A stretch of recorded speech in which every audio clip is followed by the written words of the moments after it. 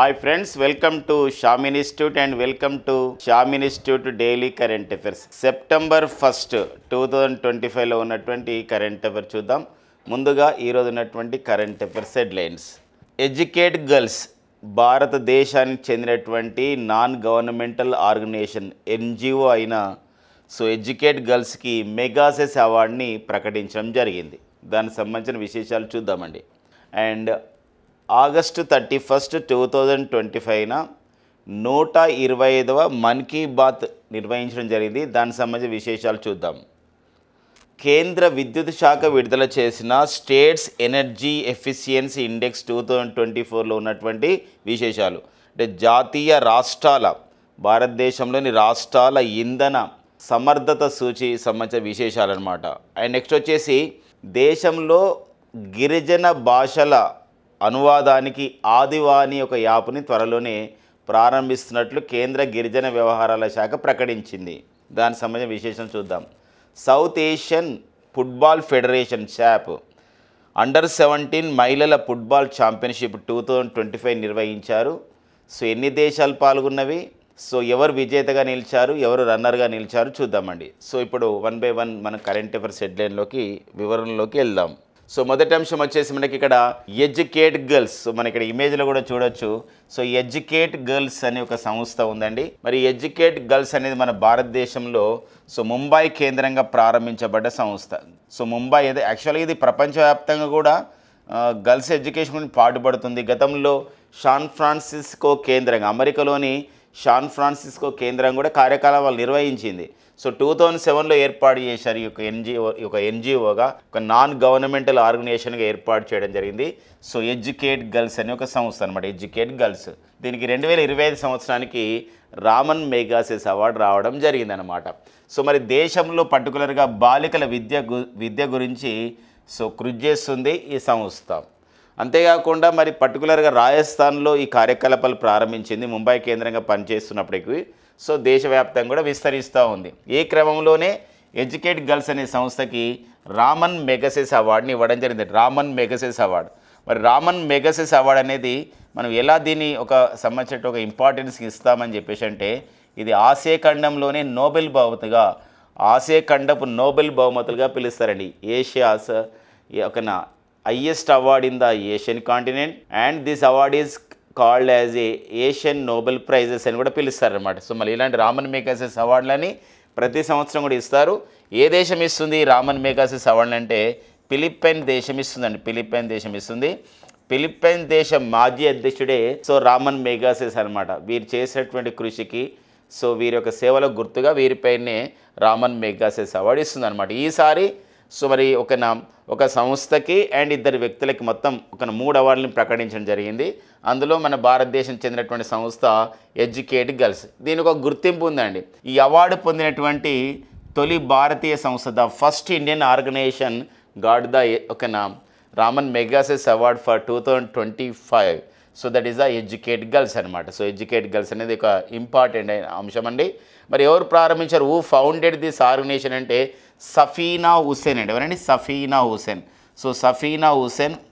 సఫీనా హుసేన్ అనేవారు ఈ సంబంధించినటువంటి దీన్ని ప్రారంభించడం జరిగింది 2007లో. ప్రారంభంలో ఇంతో డిస్కస్ చేసాం కదా, primarily this organization provides the education to the girls in the Rajasthan అనమాట. రాజస్థాన్లో విద్యా కార్యక్రమాలు పర్టికులర్గా గర్ల్స్ ఎడ్యుకేషన్ సంబంధించిన విషయంలో ఎన్నో కార్యకలాపాలు ప్రారంభించడం జరిగిందనమాట. వెరీ వెరీ ఇంపార్టెంట్ అండి.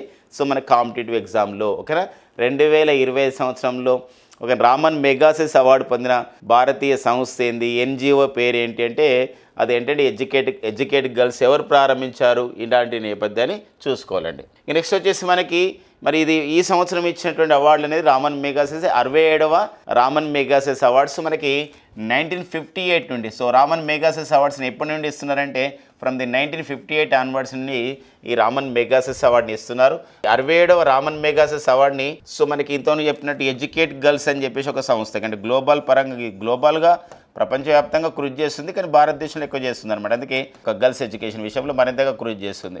ఈ ఎడ్యుకేట్ గర్ల్స్ మన భారతదేశం చెందినటువంటి సంస్థ కాగా మిగతా ఇద్దరు ఎవరు అని చెప్పేసి అంటే ఇక్కడ షహీనా హాలీ అండి. షహీనా హాలీ, మరొకరు వచ్చేసి ఫ్లవియానో ఆంటోనియో ఎల్విల్లా నియోవా అని చెప్పేసి ఉన్నారండి. సో వీళ్ళిద్దరు అనమాట.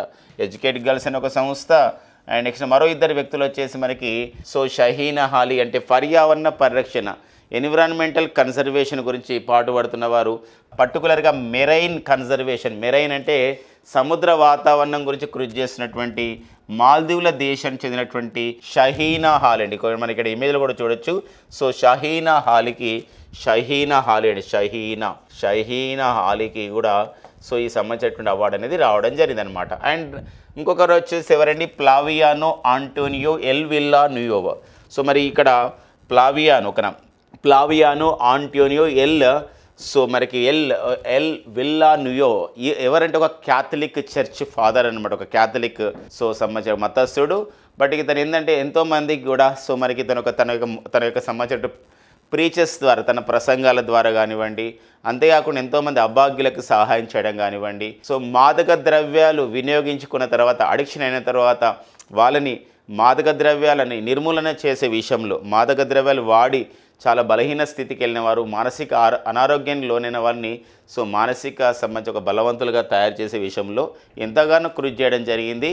సో ఈ యొక్క ఫ్లవియానో ఆంటోనియో ఎల్విల్ నియోవా ఫిలిప్పైన్ దేశానికి చెందినవారు అనమాట వీరు. సో వీరి ప్రత్యేకత ఏంటంటే గతంలో మనకి రొడ్రిగో డ్యూటెర్టో, సో మనకి ఇక్కడ ఫిలిప్పైన్ దేశ అధ్యక్షుడు సో రొడ్రిగో డ్యూటెర్టో ఉండేవారు. మరి రొడ్రిగో డ్యూటెర్టో ఫిలిప్పైన్ దేశానికి అధ్యక్షుడిగా పనిచేస్తున్న నేపథ్యంలో అక్కడ ఇతను మాదక ద్రవ్యాల పైన పోరాటంలో భాగంగా సో సుమారుగా మరి ఎంతోమందిని ఆ విధంగా జైలులో పెట్టడం కానివ్వండి, ఇలా సంబంధించినటువంటి ఇబ్బందులకు గురి చేశారని చెప్పేసి మానవ హక్కుల సంఘాలు అప్పుడు ఇతనిపైన సో ఎంతో సంబంధించిన ప్రపంచవ్యాప్తంగా కూడా పెద్ద ఎత్తున ఇతనిపైన నిరసన వ్యక్తమైంది. ఇటీవల కాలంలో ఇంటర్నేషనల్ క్రిమినల్ కోర్టు కూడా వీరిని అరెస్ట్ చేయడం జరిగింది, రొడ్రిగో డ్యూటెర్టో. సో అలాంటి టైంలో సో ఫ్లవియానో ఆంటోనియో ఎల్విల్లా నియోవా ఈ మాదక ద్రవ్యాల పైన ఎవరైతే బానిసలయ్యారో వారికి ఎంతో సేవ చేయడం జరిగిందనమాట. వారిని నిర్మూలన చేసే విషయంలో కృషి చేశారు. ఆ క్రమంలోనే సో వారి యొక్క సేవలకు గుర్తింపుగానే ఈ క్యాథలిక్ ఫాదర్ అయినటువంటి, క్యాథలిక్ మతస్థుడైనటువంటి ఫ్లవియానో ఆంటోనియో ఎల్విల్లా నియోవా సో వీరికి అవార్డు అనేది రావడం జరిగింది. సో వెరీ వెరీ ఇంపార్టెంట్ అండి. ముగ్గురు ప్రముఖ వ్యక్తులు అనమాట. సో ముగ్గురు అంటే ఈ ఎడ్యుకేషన్ గర్ల్స్ని ప్రారంభించిన వారంటే మనం ఇంతకనే చెప్పుకున్నాం, సఫీనా. సో ఇంతకు డిస్కస్ చేసుకోవడం జరిగిందండి, సఫీనా హుస్సేన్. సో తర్వాత నెక్స్ట్ వచ్చేసి అంటే ఒక వ్యక్తికి రాలేదు, ఇక్కడ సంస్థకు మొత్తానికి వచ్చింది కాబట్టి ఎడ్యుకేట్ గర్ల్స్కి. అండ్ వ్యక్తులలో చూసినట్లయితే షహీనా హాలీ సో మాల్దీవులకు చెందినటువంటి ఒక మహిళా పర్యావరణవేత్తగా అవార్డు తీసుకొని ఉన్నారు. ఈ అవార్డుని ఏ రోజున ప్రదానం చేయనున్నారు, and which day this awards going to be ఓకేనా ప్రజెంట్ అంటే that is on the November 7, 2025. So మరి November 7, 2025 ప్రదానం చేయబోతున్న నేపథ్యం అనమాట. సో ఓకేనండి. సో ఇది మనకి అంటే ఇక అవార్డ్స్ చాలా చాలా ఇంపార్టెంట్గా గుర్తుపెట్టుకోండి. అంతేకాకుండా రామన్ మెగాసిస్ అవార్డ్స్ని పొందినటువంటి తొలి భారతీయులు ఎవరైనా ఉన్నారంటే ఎస్ అండి. సో మనకు Acharya Vinoba Bhave the first Indian అనమాట. The first Indian who got the Ramon Magsaysay అంటే ఆచార్య వినోబా భావే అని గుర్తుపెట్టుకోండి. Acharya Vinoba Bhave is the first person who got the Ramon Magsaysay award. So friends మనందరికీ కూడా తెలిసి తను భూదాన ఉద్యమాన్ని వీరు ప్రారంభించడం జరిగింది. సో మరి ఆచార్య వినోబా భావే సో వీరు సో మనకి రామన్ మెగాసిస్ అవార్డుని వీరు పొందడం జరిగింది అనమాట. ఫస్ట్ ఇండియన్ అనమాట. సో మనకి రామన్ మెగాసిస్ అవార్డు పొందిన తొలి భారతీయ మహిళగా గుర్తించబడ్డవారు ఎవరంటే మదర్ తెరీసా అండి. Mother Teresa Ramon Magsaysay award పొందినటువంటి సో భారతీయ మహిళగా సో ఎంతో గుర్తించబడడం జరిగింది. ఇంకా రామన్ మెగాసిస్ అవార్డు చాలామంది ప్రముఖులకి రావడం జరిగింది, చాలా అంతేకాకుండా రామన్ మెగాసిస్ అవార్డుని సో పొందినటువంటి వ్యక్తులలో చాలామంది ఉన్నారు. కిరణ్ బేడి గారు కూడా మన భారతదేశంలో ఐపీఎస్ సాధించినటువంటి తొలి మహిళ. సో కిరణ్ బేడి గారు కూడా మనకి ఈ అవార్డు అనేది రావడం జరిగింది. అంతేకాకుండా ఈ యొక్క సమాచార హక్కు చట్ట విప్లవంలో మన భారతదేశంలో 2005 సంవత్సరంలో సమాచార హక్కు చట్టం వచ్చింది, రైట్ టు ఇన్ఫర్మేషన్ యాక్ట్ వచ్చింది. అందులో విశేషంగా కృషి చేసినటువంటి అరుణా రాయ్ అని చెప్పేసి ఒక సామాజికవేత్త కూడా ఈ అవార్డు అనేది రావడం జరిగింది. అంతేకాకుండా ఆమ్ ఆద్మీ పార్టీని స్థాపించి మరి ఢిల్లీకి ముఖ్యమంత్రిగా పనిచేసిన వారు ఎవరండి, అరవింద కేజ్రీవాల్.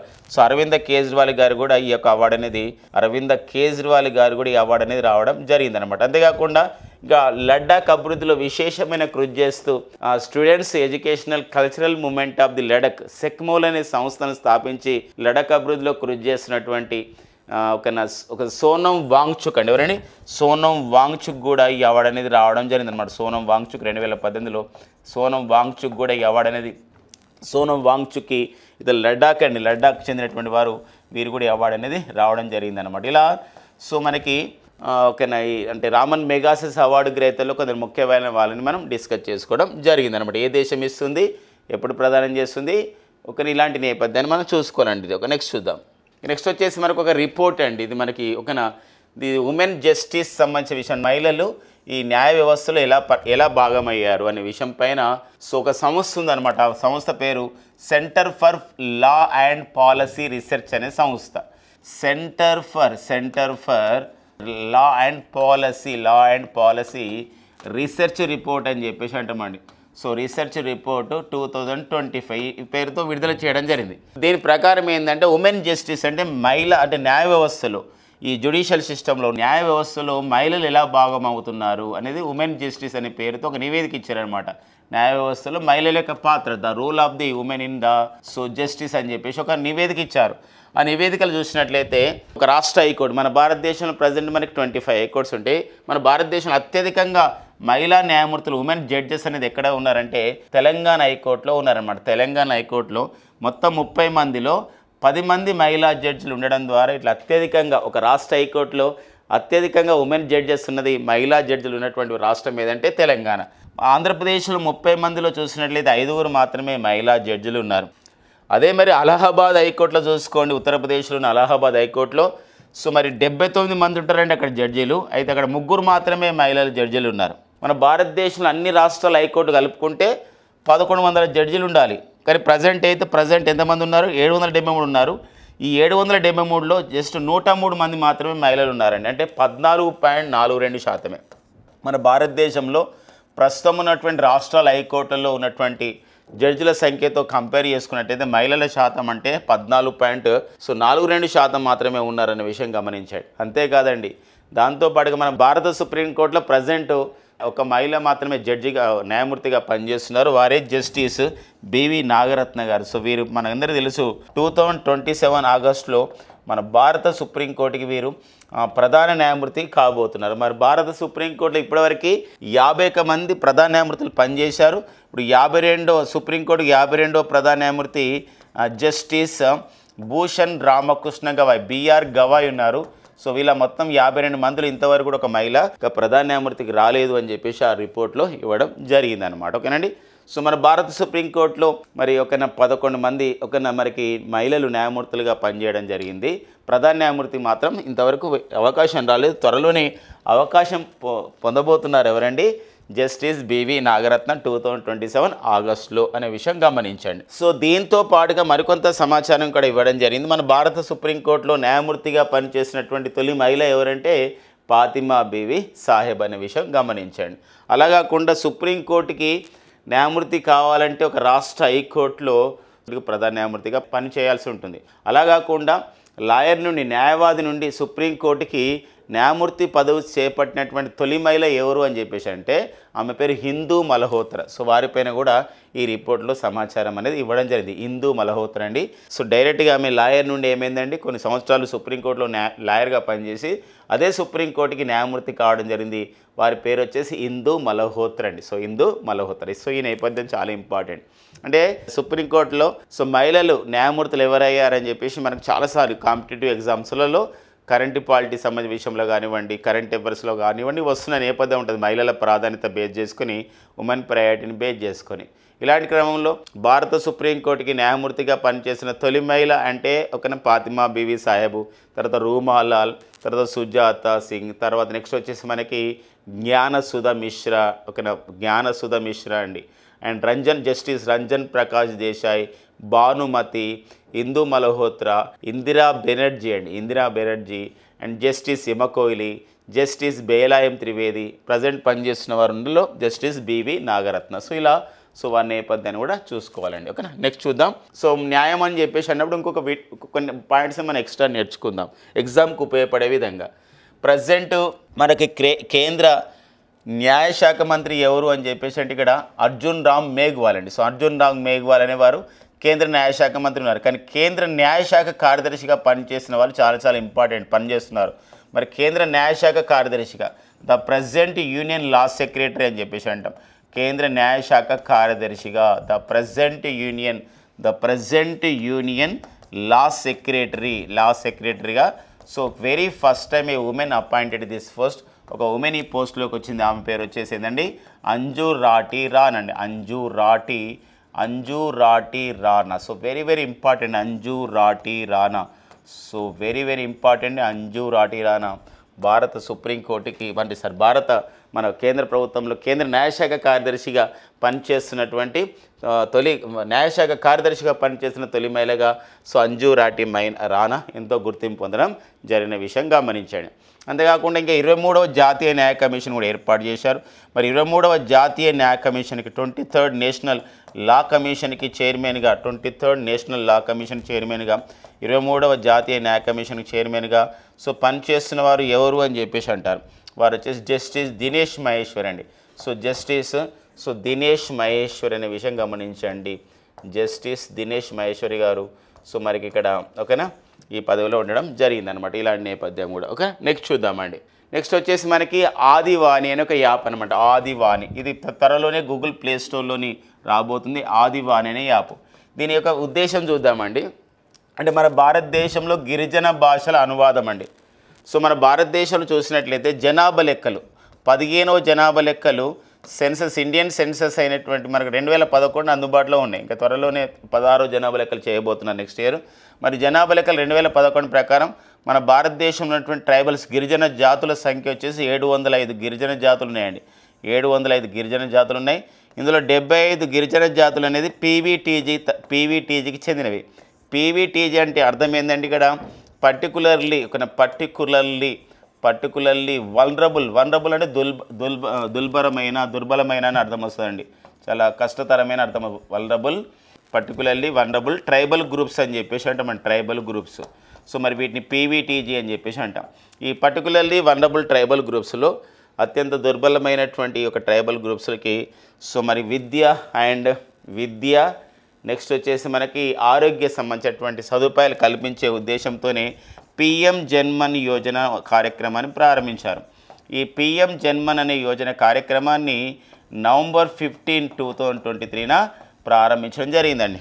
ఇది జార్ఖండ్లోని కుంతిలో మన భారత ప్రధాని నరేంద్ర మోడీ గారి చేత ప్రారంభించబడింది. ప్రధానమంత్రి జన్జాతి ఆదివాసీ న్యాయ మహా అధినియం అంటారు. ప్రధానమంత్రి జన్జాతి ఆదివాసీ న్యాయ మహా అధినియం అంటారు. దీనిలో భాగంగానే ఇప్పుడు ఏం చేస్తున్నారంటే భారతదేశంలో ఈ యొక్క 75 గిరిజన తెగలలో సంబంధించిన విషయంలో విద్య అండ్ ఆరోగ్యపరంగా ఎన్నో సదుపాయాలు కల్పిస్తున్నారు. ఆ క్రమంలోనే విద్యా సౌకర్యాల్లో భాగంగా అంటే ఎడ్యుకేషన్ ఫెసిలిటీస్లో భాగంగా సో కేంద్ర గిరిజన వ్యవహారాల శాఖ కృత్రిమ మేధ సహాయంతో అంటే ఆర్టిఫిషియల్ ఇంటెలిజెన్స్ సంబంధించిన సపోర్ట్తో గిరిజన భాషలను ఏం చేస్తుందంటే అనువాదిస్తుంది. ఎలా అనువాదిస్తుంది తెలుసుకోవడానికి ఎలా ఇంగ్లీష్లో వివిధ భాషల్లోకి అనువదిస్తుంది అనమాట. అలా ఒక యాపే ఆదివాణి యాప్. ఇలాంటి యాప్ను ఎవరు అభివృద్ధి చేశారంటే ఐఐటి ఢిల్లీ సంస్థ, Birla institute of the technological sciences Pilani మనకు రాజస్థాన్లో ఉంటుంది, and IIT Hyderabad, Indian institute of the information technology Hyderabad, and IIT Nava Raipur అంటే న్యూ రాయపూర్ అంటారు, నయా రాయపూర్ కూడా అంటారు. ఇది ఎక్కడ ఛత్తీస్గఢ్లో ఉంటుంది. అది కూడా ఐఐటి సంస్థ. అంటే 2 ఐఐటి సంస్థలు, ఒక ఐఐటి ఢిల్లీ అండ్ బిట్స్ ఫిలాన్, మొత్తం 4 సంస్థలు ఈ సంబంధించినటువంటి ఒక యాప్ను అభివృద్ధి చేసినాయి. ఇది ప్రారంభంలో ఇప్పుడు ఏం చేస్తున్నారంటే త్వరలో ఇంకా అధికారికంగా ప్రారంభం కాలేదు. ప్రారంభం కాగానే మన గూగుల్ ప్లే స్టోర్లో అవైలబుల్గా ఉంటుంది. ప్రారంభంలో సో ఒడిశాలోని సంతాలి భాష, మధ్యప్రదేశ్లోని బిలి భాష అంటే బిల్లులు ఏదైతే మన భారతదేశంలో ఎక్కువగా ఉన్నటువంటి సంఖ్యలో ఉన్నటువంటి గిరిజనులు ఎవరంటే బిలులే. వాళ్ళ భాష వచ్చేసి బిలి. మధ్యప్రదేశ్లోని బిలి భాష, జార్ఖండ్లోని ముండారి భాష, సో ముండారి భాష, అండ్ ఛత్తీస్గఢ్లోని గోండీ భాష, సో మనకి గోండీ భాష. ఈ భాషలలో ఏం చేస్తున్నారంటే ఈ భాష దాన్ని ఏం చేస్తారంటే వాళ్ళు మాట్లాడిన దాన్ని ఇంగ్లీష్లోకి అనువదించే ఒక ఆదివాని యాప్ని అభివృద్ధి చేశారనమాట. రెండవ దశలో ఏం చేస్తారంటే కోయ భాష అండ్ గ్యారో భాష. సో మరి కోయ భాష, గ్యారో భాష అనేది మేఘాలయలో గ్యారో భాష ఉంటుంది. ఈ భాషల్ని తదుపరి దశలో ట్రాన్స్లేట్ చేసే విధంగా సో ఆదివాని యాప్లో సో అలాంటి ఇన్ఫర్మేషన్ అనేది ఇవ్వడం జరుగుతుంది. సో మరి ఇంకా మనకి 2011 జనాభా లెక్కల ప్రకారం మన దగ్గర మొత్తం 705 గిరిజన తెగలు ఉన్నాయి. అయితే మనకి 705 గిరిజన తెగలు మాట్లాడే భాషలు వచ్చేసి మనకి 416 భాషలు మాట్లాడుతున్నారండి. అందులో మనకి ఏంటంటే 81 భాషలు దుర్బలమైనవిగా ఉన్నాయి, అంటే వల్నరబుల్ అన్నమాట. అంటే కొంచెం ఇంకా అంటే అభివృద్ధి చేస్తే డెవలప్ అయితే అలాంటి వాటి వల్నరబుల్ అంటాం, అంటే దుర్బలమైనవి. 42 అయితే అంతరించిపోయే దశలో ఉన్నాయి. ఇలాంటి అన్ని భాషలు కూడా ఇక్కడ ఏమవుతుందంటే భాషని కాపాడుకునే ఒక అవకాశం అనేది ఆదివాణి యాప్ ద్వారా రావడం జరుగుతుంది. ఎందుకోసం అంటే ఇక్కడ భాషను సంరక్షించుకోవడం అంటే మన సంస్కృతి సాంప్రదాయాన్ని మనం కాపాడుకోవడమనే ప్రధానమైన ఒక అంశం ఉంటుంది. కాబట్టి ఇది చాలా చాలా ఇంపార్టెంట్ సంబంధించి ప్రతి అంశం కూడా ఇక్కడ ఇంపార్టెంట్గా మనం చూసుకోవాల్సిన అవసరం ఉందండి. ఇక కేంద్ర గిరిజన వ్యవహారాల శాఖ అంటున్నాం కాబట్టి the president union tribal affairs minister, present కేంద్ర గిరిజన వ్యవహారాల శాఖ మంత్రి వచ్చేసి మనకి ఏంటంటే జ్యువల్ ఓరామ్ అండి. సో జ్యువల్ ఓరామ్ అనేవారు ప్రజెంట్ మనకి కేంద్ర గిరిజన వ్యవహారాల శాఖ మంత్రిగా the president union tribal affairs మినిస్టర్గా జ్యువల్ ఓరామ్ అనేవారు ఉండడం జరిగింది. సో మనకి ఎగ్జామినేషన్లో అయితే ఆదివాణి యాప్ని ఎవరు అభివృద్ధి చేశారు, ఎవరికి ఉపయోగపడుతుంది, ఎన్ని సంబంధించిన భాషలు ఇందులోకి వస్తాయి, ఇలా ప్రతి అంశం కూడా ఇంపార్టెంట్గా గుర్తుపెట్టుకోవాల్సిన అవసరం ఉంటుందన్నమాట. ఇక నెక్స్ట్ వచ్చేసి మనకి bureau of the energy efficiency అని చెప్పేసి అంటాం. అంటే ఎనర్జీ ఎఫిషియన్సీ అంటే విద్యుత్ని సమర్థవంతంగా వినియోగించుకోవాలి. ఎందుకోసం అంటే వచ్చే తరాలకు కూడా మనం విద్యుత్ వెలుగులు ఇవ్వాలంటే ఖచ్చితంగా మనం దాన్ని కన్సర్వేషన్ చేసుకోవాలి, సంరక్షణ చేసుకోవాలనే విధానంతోనే ఈ BEE అంటే bureau of the energy efficiency bureau of energy efficiency అనే సంస్థ కృషి చేస్తుంది.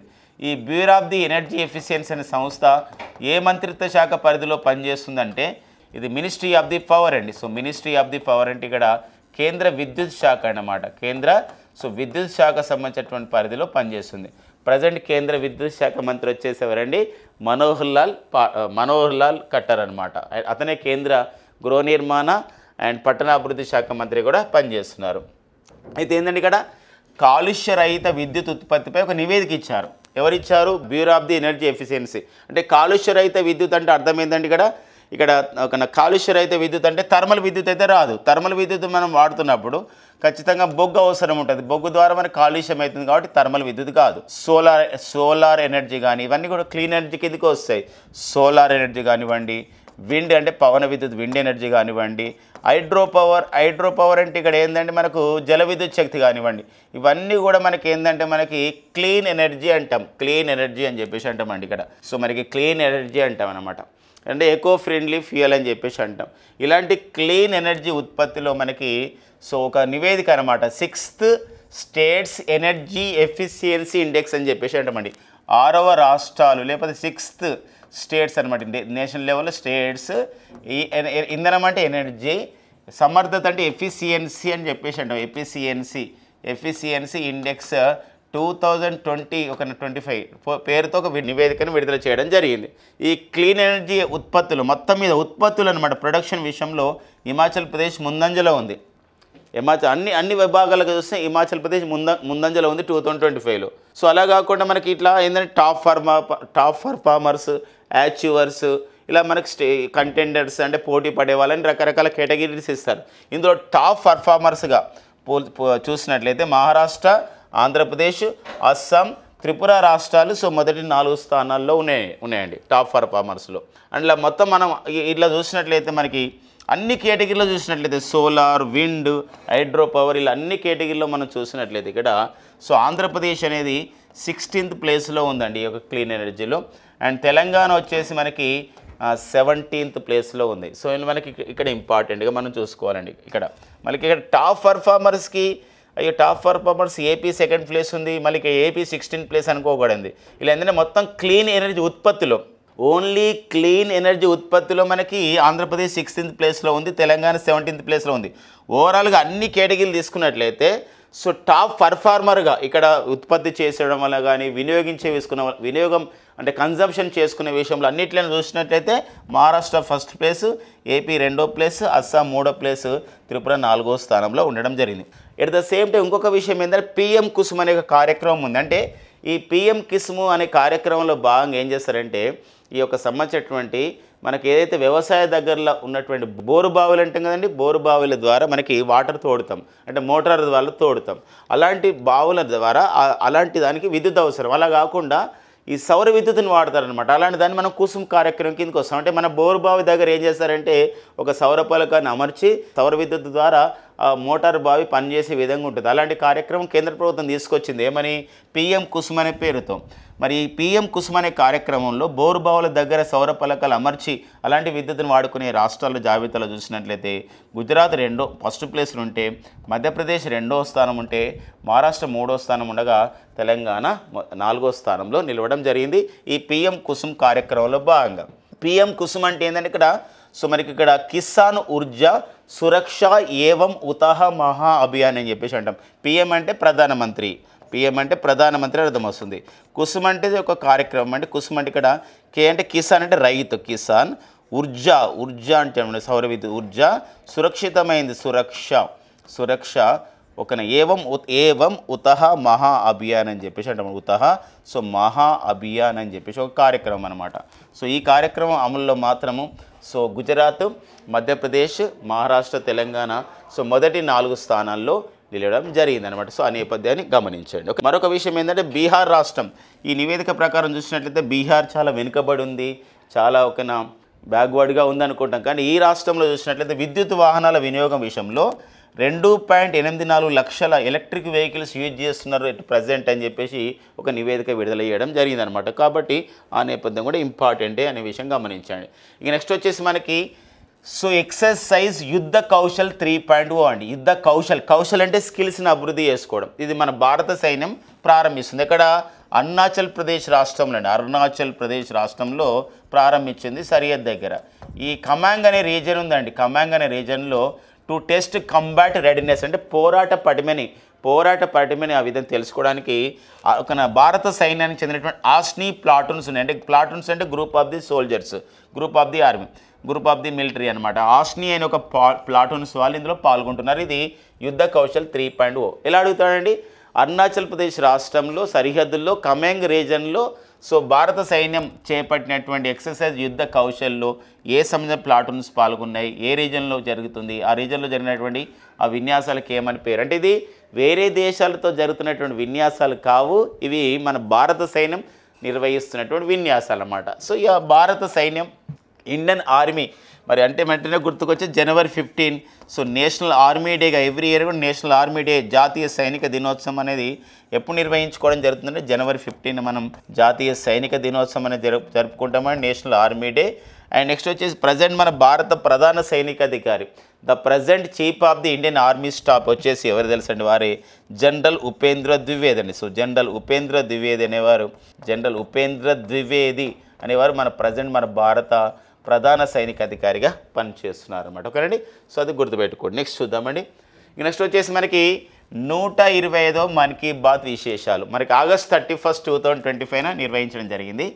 సో మరి ఫ్రెండ్స్ గమనించండి, అంటే మన భారత ప్రధాని నరేంద్ర మోడీ గారు ఆగస్ట్ 31 లేరు మనకి. వారు ఆగస్ట్ 31 సెప్టెంబర్ 1న 25వ షాంఘై కోఆపరేషన్ ఆర్గనైజేషన్ సమావేశంలో పాల్గొంటున్నారు. అంటే ముందుగా రికార్డు చేసుకున్నటువంటి కార్యక్రమం అనమాట.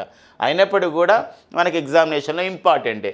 సో 125వ మన్ కీ బాత్ విశేషాలు. యాక్చువల్గా మన్ కీ బాత్ అనే కార్యక్రమం ప్రత్యేకత ఏంటంటే ఒక నెలలో 4వ ఆదివారం రోజున భారత ప్రధాని నరేంద్ర మోడీ గారు సో ఆకాశవాణి సో సంబంధించిన రేడియో కార్యక్రమం ద్వారా దూరదర్శన్ ద్వారా సో భారత జాతిని ఉద్దేశించి ప్రసంగిస్తారు. ఈ ప్రసంగంలో దేశం సాధించిన విజయాలు, నేర్చుకోవాల్సిన విషయాలు, ప్రశంసలు అండ్ ఇంకా దిద్దుబాట్లు ఇవన్నీ కూడా ఉంటాయన్నమాట. ఇది మనకి ఎవ్రీ మంత్ జరుగుతుంది. యాక్చువల్లీ ఈ కార్యక్రమాన్ని అక్టోబర్ 3, 2024లో ప్రారంభించారండి. ఈ కార్యక్రమాన్ని లాంచ్ చేసి ఎప్పుడు లాంచ్ చేశారు? లాంచ్ డేట్ అనమాట. Date of launch of this central government scheme అంటే అక్టోబర్ 3, 2024. బట్ తర్వాత క్రమంలో ప్రతి నెలలో చివరి అంటే 4వ ఆదివారంన నిర్వహించుకోవడం జరుగుతుంది.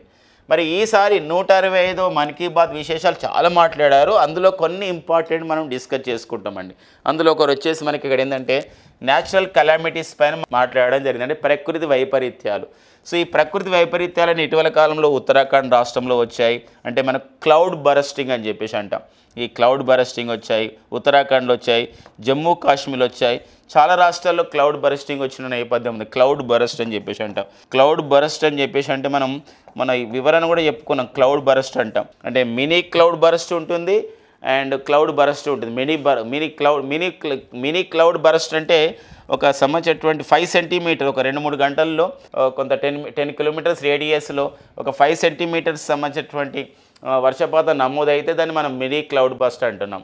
అలా కాకుండా పెద్దగా జరిగితే దాన్ని మ్యాక్రో. ఎలా అంటే ఒక 10 సెంటీమీటర్స్ లేకపోతే 100 మిల్లీమీటర్ల వర్షపాతం పడుతుంది 20 నుండి 30 చదరపు కిలోమీటర్ల విశేషంలో. అది మనకి క్లౌడ్ బర్స్ట్ అని చెప్పేసి అంటున్నాం. ఇలాంటి క్లౌడ్ బర్స్ట్ జరిగినప్పుడు ఇది ఒక ఎన్డీఆర్ఎఫ్ సిబ్బంది, అంటే నేషనల్ డిజాస్టర్ రెస్పాన్స్ ఫోర్స్ అండి, SDRF state disaster response force ఎంతో గొప్పగా ఏం చేసిందంటే అక్కడ ప్రాణ నష్టాన్ని కాపాడడం జరిగిందని చెప్పేసి ఇక్కడ వాళ్ళని ప్రశంసించడం జరిగిందనమాట. మరొక విషయం ఏంటంటే ఇక్కడ జమ్మూ కాశ్మీర్లోని పుల్వామా ప్రాంతంలో కొందరు యువకులందరూ కూడా రాయల్ ప్రీమియర్ లీగ్ అనే పేరుతో క్రికెట్ ఆడుతున్నారు. అంటే ఇక్కడ మనకి 2019 జమ్మూ కాశ్మీర్ పునర్వ్యవస్థీకరణ చట్టం అమల్లోకి వచ్చిన తర్వాత మార్పు కనబడుతుందనే విషయాన్ని కూడా చెప్పడం జరిగిందనమాట. అంతేకాకుండా మొదటి ఖేలో ఇండియా వాటర్ స్పోర్ట్స్ ఇటీవల కాలంలో జమ్మూ కాశ్మీర్లోని శ్రీనగర్లోని దాల్ సరస్సులో జరిగాయి. ఈ దాల్ లేక్ అని చెప్పేసి అంటే దాల్ సరస్సులో జరిగాయి. ఈ దాల్ సరస్సులో మరి ఎవరైతే విజేతలుగా నిలిచారో వాళ్ళతో ముచ్చడించిన కార్యక్రమాన్ని ఇక్కడ ప్రశంసించడం జరిగింది. పర్టికులర్గా ఒడిషా రాష్ట్రానికి చెందినటువంటి రష్మితా సాహు అండ్ జమ్మూ కాశ్మీర్ నుండి ఇలాంటి ఖేలో ఇండియా వాటర్ స్పోర్ట్స్లో పాల్గొని స్వర్ణ పథకం గెలుచుకున్నటువంటి మొహిసిన్ హాలీ వీరిద్దరిని కూడా ప్రశంసించడం జరిగింది. వాళ్ళతో మాట్లాడడం జరిగింది. రష్మితా సాహు అనేవారు కనోయింగ్ అనే ప్లేయర్ అనమాట ఈ యొక్క వాటర్ స్పోర్ట్స్లో. అలాంటి అంతేకాకుండా మరొక విషయం ఏంటంటే ఇక్కడ ఒక్కోసారి అడగొచ్చండి 125వ మన్ కీ బాత్లో ఆగస్టు 31, 2025లో మరి భారత ప్రధాని నరేంద్ర మోడీ గారి చేత ప్రశంసించబడ్డ ఒడిషా ఒక ప్లేయర్ ఎవరు, వాటర్ స్పోర్ట్స్లో పాల్గొన్న ప్లేయర్ ఎవరు, లేకపోతే జమ్మూ కాశ్మీర్ తొలి ప్లేయర్ ఎవరు అని చెప్పేసి అన్నప్పుడు జమ్మూ కాశ్మీర్ అంటే మొహిసిన్ హాలీ అండ్ ఒడిషా అంటే ఇక్కడ రష్మితా సాహు అనే విషయాన్ని గమనించండి. ఇక నెక్స్ట్ వచ్చేసి మనకి యూపీఎస్సీ అండి, మన యూనియన్ పబ్లిక్ సర్వీస్ కమిషన్, మరి రాజ్యాంగబద్ధ సంస్థ. మరి యూపీఎస్సీ ఐఏఎస్ ఐపీఎస్ లాంటి సివిల్ సర్వీసెస్ ఎగ్జామ్స్ నిర్వహిస్తూ ఉంటుంది. అంతేకాకుండా ఎంతో అత్యున్నతమైన స్థాయి ఉద్యోగాలను ఇవన్నీ కూడా చేస్తూ ఉంటుంది.